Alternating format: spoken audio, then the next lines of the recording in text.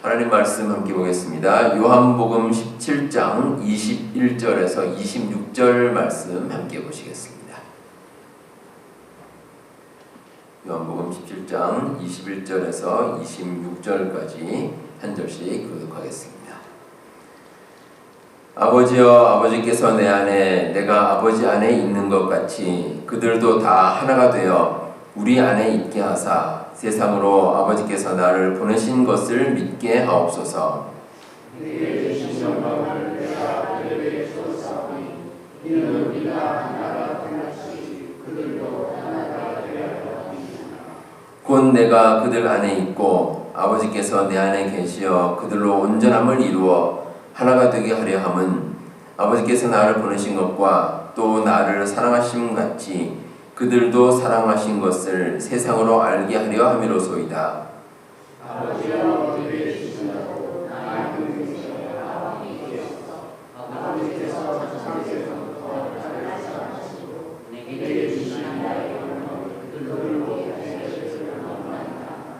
의로우신 아버지여, 세상이 아버지를 알지 못하여도 나는 아버지를 알았사옵고 그들도 아버지께서 나를 보내신 줄 알았사옵나이다.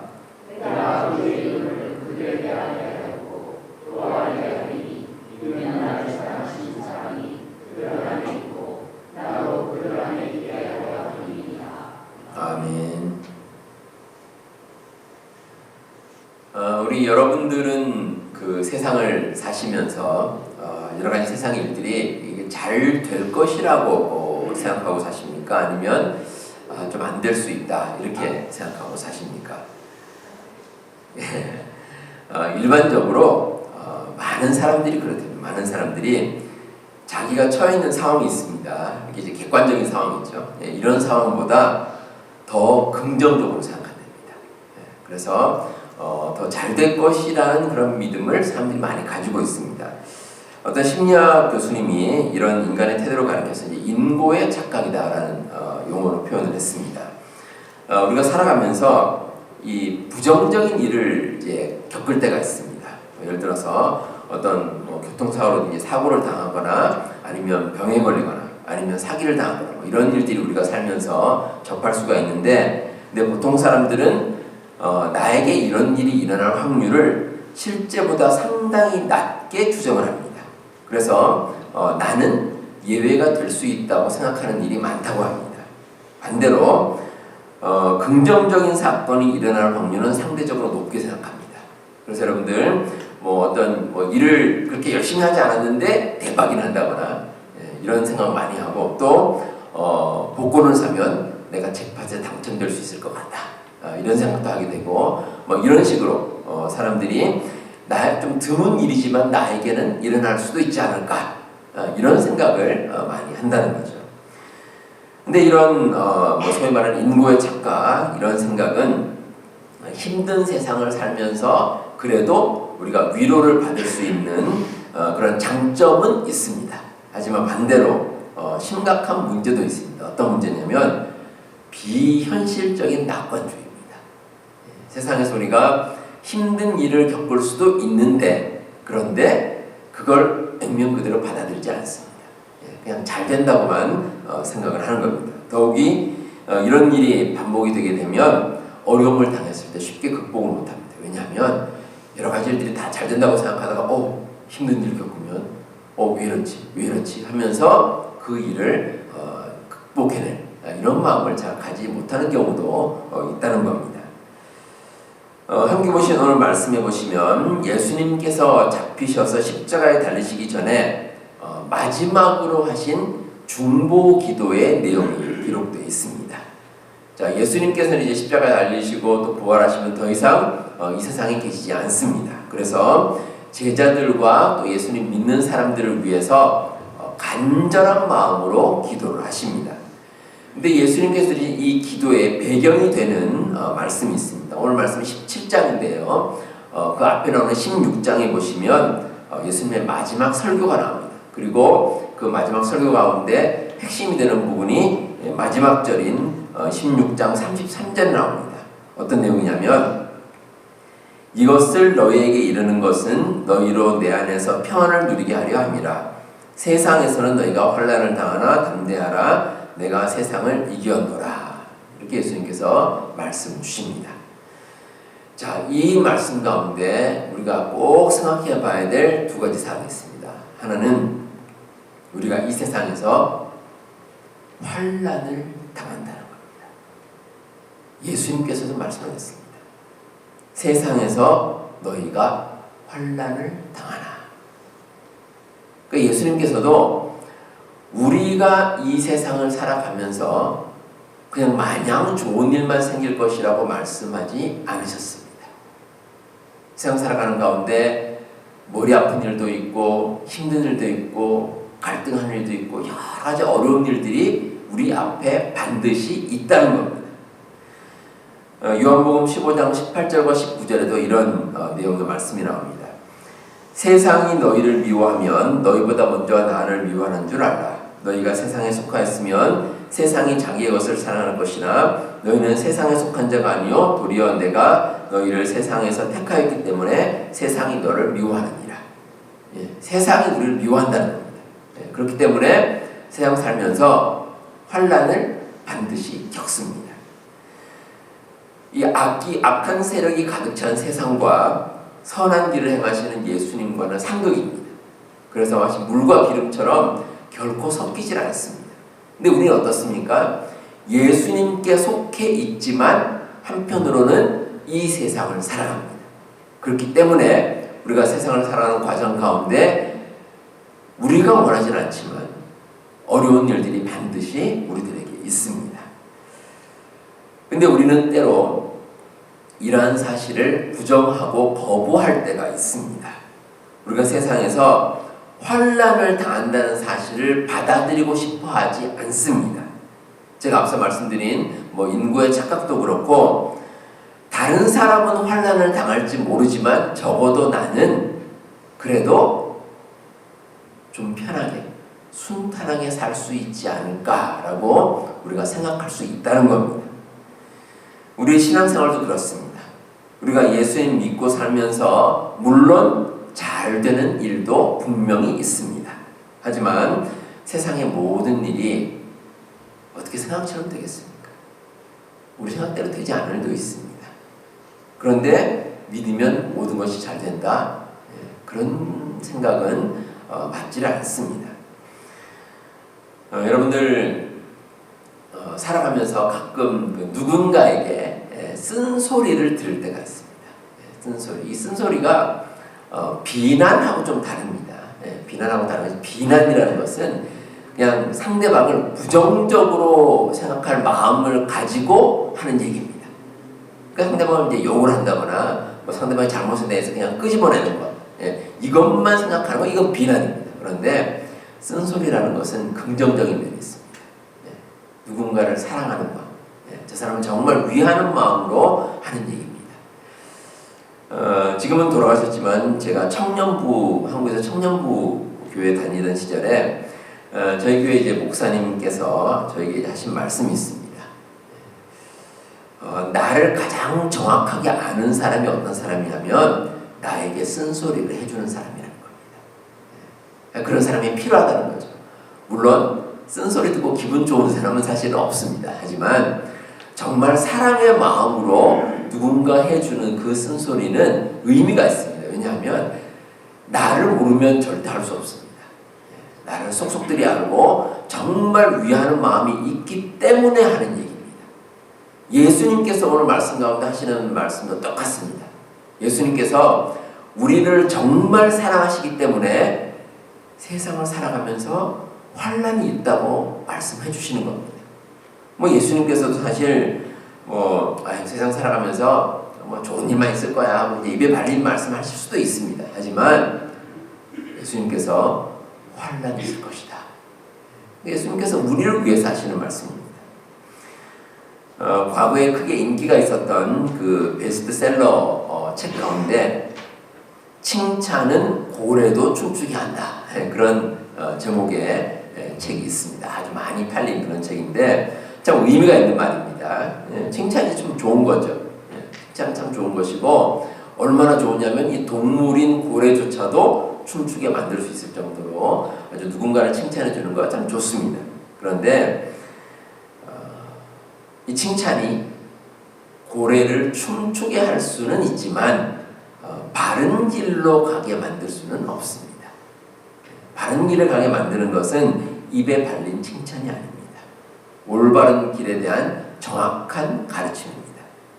비록 쓴소리라고 해도 누군가에게 정말 도움이 된다면 그 쓴소리를 해야죠. 그게 필요가 있습니다. 예수님께서도 세상이라는 것이 결코 우리에게 호락호락하지 않다는 것을 분명히 말씀해 주십니다. 더욱이 우리는 이 세상 살아가면서 부족하고 연약한 존재입니다. 그리고 때로는 사탄이 우리를 넘어뜨리려고 합니다. 이런 세상 가운데서 우리가 세상을 마냥 편하게 살 수만은 없습니다. 그래서 예수님께서도 정말 우리를 사랑하고 위하시는 마음으로 세상에서 환난을 당할 수 있다. 이렇게 말씀을 주십니다. 자, 그런데 예수님께서 환난에 대해서 말씀하시면서 곧바로 이어서 한 말씀을 덧붙이십니다. 담대하라. 내가 세상을 이겼노라. 우리가 세상에서 환난이 있습니다. 환난이 없지 않습니다. 살아가면서 힘든 일도 있고 부딪히는 일도 있고 답답한 일도 있습니다.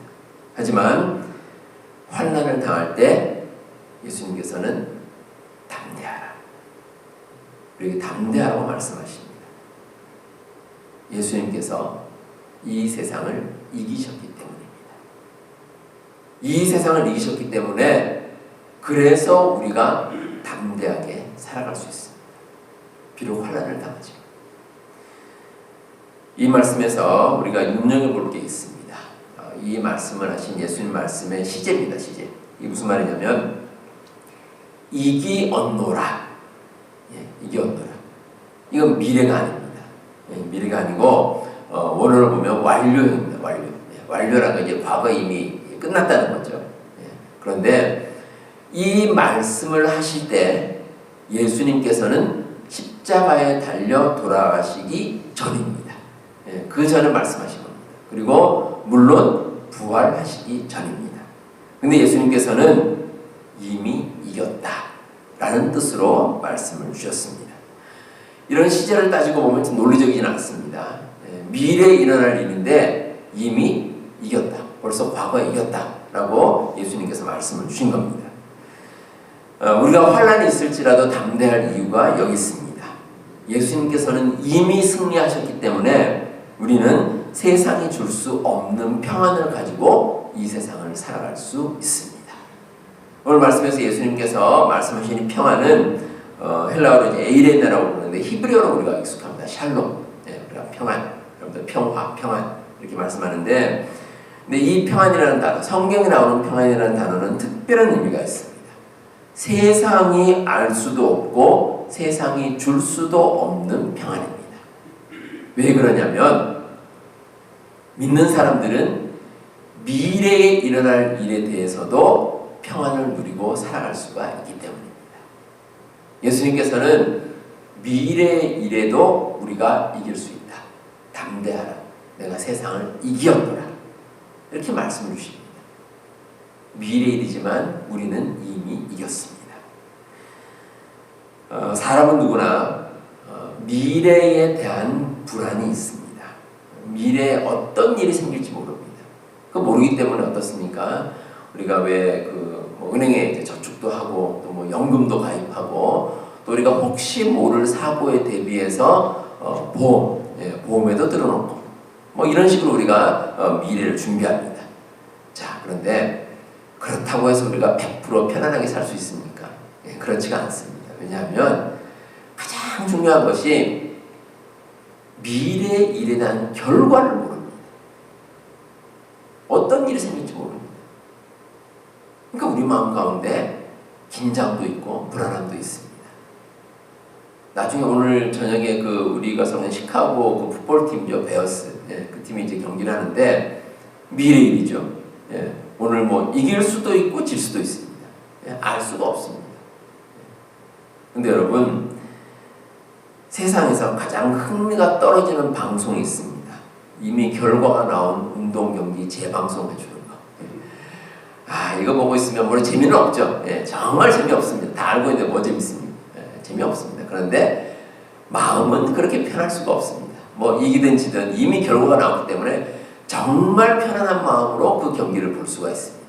자, 그런데 여러분, 우리가 믿음으로 살아갈 때 예수님께서는 이미 미래에 일어날 일에 대해서도 우리에게 승리를 약속해 주셨습니다. 그럼 얼마나 편안합니까? 우리가 편안한 마음으로 미래를 살아갈 수가 있습니다. 우리 예수님께서 말씀하신 평안이 바로 이런 평안입니다. 미래의 일이지만 마치 과거에 일어난 일처럼 편안하게 접할 수가 있습니다. 그래서 세상 사람들은 미래의 승리를 장담할 수 없기 때문에 불안해합니다. 하지만 우리는 미래의 승리를 확신하기 때문에 예수님께서 말씀하신 평안을 누리며 살아갈 수가 있습니다. 우리 여러분들이 각자 걸어갈 인생의 과정은 서로 다릅니다. 어쩌면 어떤 인생이 어떻게 살아갈지 우리가 알 수가 없습니다. 하지만 어떤 인생이든지 여러분들이 살아가는 모든 삶의 자리에서 우리 주님께서는 승리를 약속해 주셨습니다. 비록 우리에게 환난은 있지만 그 환난을 담대하게 이겨내면 그러면 승리하는 삶을 살아갈 수 있습니다. 우리 여러분들 이 예수님의 약속을 믿으시기 바랍니다. 그래서 어떤 삶을 살든지 우리 예수님께서는 반드시 우리와 함께 하시고 궁극적인 승리를 약속해 주신다. 이 믿음 가지고 정말 담대하게 살아가는 우리 모든 성도님들 되시기를 바랍니다. 자, 예수님께서 이제 스스로 세상을 이기셨고 또 우리에게 분명히 승리를 약속해 주셨습니다. 근데 우리가 예수님께서 약속하신 이 말씀을 믿는다면 우리 역시 승리를 맛볼 수가 있습니다. 당연히 평안도 누리며 살 수가 있습니다. 자, 그런데 이러한 승리와 평안을 위해서 꼭 필요한 게 있습니다. 오늘 말씀에 우리가 가진 인간적인 뜻을 내려놓고 예수님 안에 거하는 삶입니다. 우리가 주 안에 있고 주님께서 우리 안에 거하시고 그러면 됩니다. 그러면 우리가 승리하는 삶을 살아갈 수 있습니다. 오늘 말씀에 예수님께서 드리는 중보 기도 가운데 핵심은 하나님과 예수님 그리고 모든 믿는 자들의 하나됨입니다. 다 하나가 되는 겁니다. 예수님께서 하나님 안에 계시고 하나님께서 예수님 안에 계시고 또 우리가 예수님 안에 있고 예수님께서 우리 안에 계시고 자, 그럼 어떻습니까? 모두가 하나가 될 수 있습니다. 그러면 우리가 살아가는 가운데 영적으로 승리하며 살아갈 수가 있습니다. 예수님의 중보기도 가운데 나오는 이 하나됨은 예수님의 안에서 우리가 누리는 평안과 승리입니다. 그래서 예수님께서 너희로 내 안에서 평안을 누리게 하려 함이라 이렇게 말씀하시는데 우리가 평안을 누리는 것, 완전한 평안은 예수님 안에서 예수님 안에서 예수님 밖에 아닙니다. 예수님 안에서 예수님 안에서 우리가 온전한 평안을 누리고 살 수 있습니다. 자, 그런데 예수님 안에 우리가 거한다는 것 가장 중요한 조건은 우리가 가진 우리의 모든 생각을 우리 주님 앞에 내려놓는 것입니다. 내가 가진 생각으로 내 마음대로 사는 것이 아니라 예수님께 맡기는 겁니다. 예수님께 맡기고 그리고 예수님께서 나의 삶을 인도해 주셔서 이렇게 기도하고 나가는 겁니다. 마태복음 4장에 보시면 예수님께서 제자들을 부르는 장면이 기록되어 있습니다. 예수님께서 어부인 베드로 안드레에게 나를 따르라 이렇게 말씀하시니까 베드로 안드레가 곧 그물을 버려두고 예수님을 따랐다 이렇게 기록되어 있습니다. 자, 그리고 이어서 예수님께서 똑같은 어부인 야고보와 요한을 또 제자로 부르셨습니다. 나를 따르라. 그러니까 야고보와 요한은 배를 버려두고 예수를 따릅니다. 이렇게 성경에는 또 기록이 되어 있습니다. 이 예수님께서 제자를 부르시는 장면에 공통점이 있습니다. 예수님께서 나를 따라오라 하셨을 때 모든 제자들은 자, 자기의 것을 버려두고 쫓았습니다. 베드로와 안드레는 그물을 버려두고 쫓았고 야고보와 요한은 배를 버려두고 쫓았습니다. 이 어부에게 있어서 그물이라든지 배는 아주 필수적인 것입니다. 그런데 그 모든 걸 내려놨습니다. 내려놓고 예수님께서 말씀하시자 예수님만을 바라보고 따라갔던 겁니다. 사람들은 누구나 자기가 가진 것에 대한 집착이라는 게 있습니다. 누구나 어느 정도는 가지고 있습니다. 뭐 정도의 차이는 있지만 다 있습니다. 뭐 성경 말씀에도 그런 게 많이 나옵니다. 창세기 25장에 이 에서가 야곱과의 어떤 거래를 맺는 장면이 나옵니다. 어떤 거래냐면 에서가 이제 들에 나가서 집에 돌아왔는데 피곤했습니다. 근데 야곱이 이제 죽을 하나 거예요. 붉은 죽을 끓이는데 참 맛있어 보입니다. 그래서 그 죽을 나에게 좀 다오 이렇게 얘기를 하니까 야곱이 죽을 줄 텐데 그 대신에 장자의 명분을 나에게 달라 이렇게 요청을 합니다. 에서가 뭐 내가 죽게 됐는데 그게 뭐 필요하느냐 장자 명분을 주겠다 이렇게 얘기를 했습니다. 그러자 야곱이 한마디 더 붙입니다. 오늘 나에게 맹세하라. 맹세하라. 그러니까 에서가 그렇게 하겠다고 맹세를 했습니다. 자, 그런데 나중에 에서가 마음이 바뀝니다. 뭐라고 말하냐면 전에 나에게 장자의 명분을 빼앗고 내 복을 다 빼앗아갔다. 이렇게 얘기를 합니다. 그런데 사실은 그렇지 않죠. 왜냐하면 야곱이 빼앗아간 게 아니고 이 에서와 야곱이 사실은 거래를 한 겁니다. 죽을 주고 그 대신에 장자의 명분을 받고 뭐 이런 식으로 이 두 가지를 거래한 거죠. 그런데 에서가 화를 냅니다. 왜 그렇습니까? 자기가 가진 것에 대한 집착이 있습니다. 이 에서는 자기가 그 장자의 명분을 거래해서 팔았다는 건 아무 생각이 없고 자기 마음 가운데 장자의 명분은 어쨌든 내 것이라는 생각이 있습니다. 이 집착입니다. 집착. 사람들은 누구나 이런 생각을 가지고 있습니다. 우리가 세상 살면서 놓치기 싫은 것이 있습니다. 놓치고 싶지 않은 것. 우리가 다 가지고 있습니다. 근데 예수님과 함께하는 것은 또 다른 의미를 가진 삶입니다. 혹시 우리가 세상의 가치나 방향이 있는데 그것과는 다른 삶일지도 모릅니다. 그렇다면 그 세상의 것을 내려놓을 필요가 있습니다.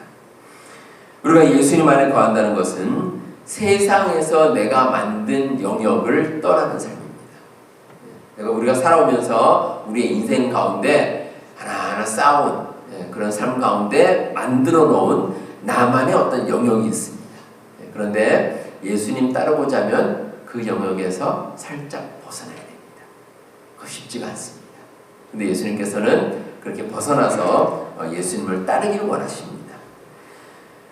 카일 아이들만 목사님이라는 분이 쓴 나의 끝 예수의 시작이라는 제목의 책이 있습니다.